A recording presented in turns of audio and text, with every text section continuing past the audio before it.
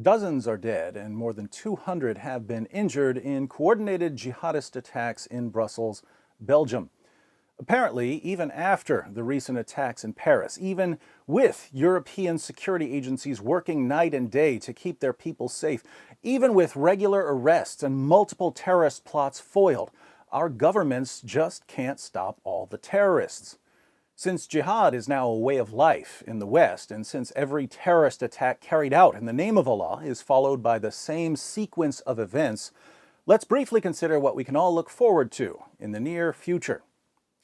First, for the next week or so, we'll have to listen to politicians and reporters praise Islam. They're so desperate to convince us that jihad has nothing to do with Allah's repeated commands to wage jihad that they'll shower Islam with approval and accolades, insisting that it's a religion of peace and tolerance, that it promotes education and women's rights, and that it's done nothing but help the development of Western nations. They'll even misquote Quran verses they've never actually read, giving them a meaning Muhammad never intended. The takeaway message for terrorists, of course, is that the more people you kill, the more our leaders and the media will praise your religion. Second, certain people who are better informed and less cowardly than our current leaders will try to expose the true origins of jihad. They'll show that the Quran says, "Fight those who do not believe in Allah. O Prophet, strive hard against the unbelievers and the hypocrites and be unyielding to them. O you who believe, fight those of the unbelievers who are near to you and let them find in you hardness. Be not weary and faint-hearted, crying for peace when you should be uppermost. Muhammad is the messenger of Allah, and those who are with him are severe against disbelievers and merciful among themselves." They'll point out that Muhammad didn't say, "I have been made victorious with love and interfaith dialogue." He said, "I have been made victorious with terror." Terrorism was Muhammad's weapon of choice. And because these individuals expose the source of Islamic terror, because they draw attention to what Islam teaches, they'll be labeled bigots, hate mongers, Islamophobes, and racists, as if there's some sort of connection between being able to read words off a page and being a racist.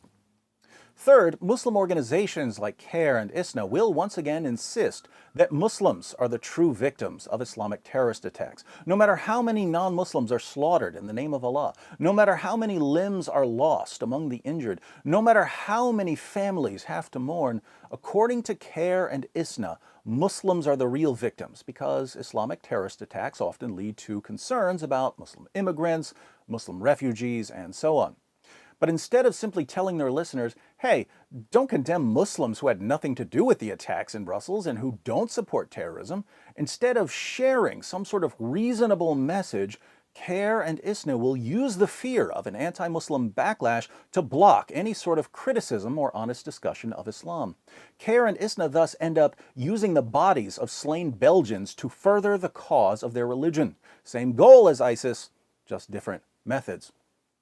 Fourth, because millions of Westerners will be bombarded with rosy pictures of Islam, and because they'll be brainwashed into thinking that anyone who questions this flowery picture of Islam is a racist, Islamophobic, hate-mongering bigot, a small percentage of these Westerners will convert to Islam based on what they hear.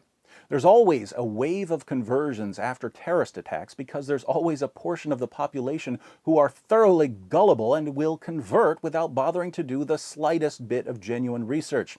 A few years from now, these converts will be paraded on various news channels and at Muslim events to show that Islam can't possibly be hostile to the West since so many Westerners are converting to it. Fifth, a few people who aren't easily manipulated or controlled will take this time to learn something about Islam, not from clueless politicians or reporters, or from deceptive groups like CARE, but from the Muslim sources. And since people slowly coming to recognize the source of Islamic terror is really the only positive outcome of terrorist attacks, I'm directing this towards those of you who'd like to understand jihad. Let's read what Muhammad says about his mission. Sahih Muslim 126. It was narrated from Abu Hurairah that the Messenger of Allah said, "I have been commanded to fight the people until they bear witness that none has the right to be worshipped but Allah, and believe in me and that which I have brought. If they do that, their blood and wealth are protected from me, except for a right that is due, and their reckoning will be with Allah. Muhammad says that he's been commanded to fight people until they say, there's no God but Allah and Muhammad is his prophet. When are your blood and your wealth safe from him?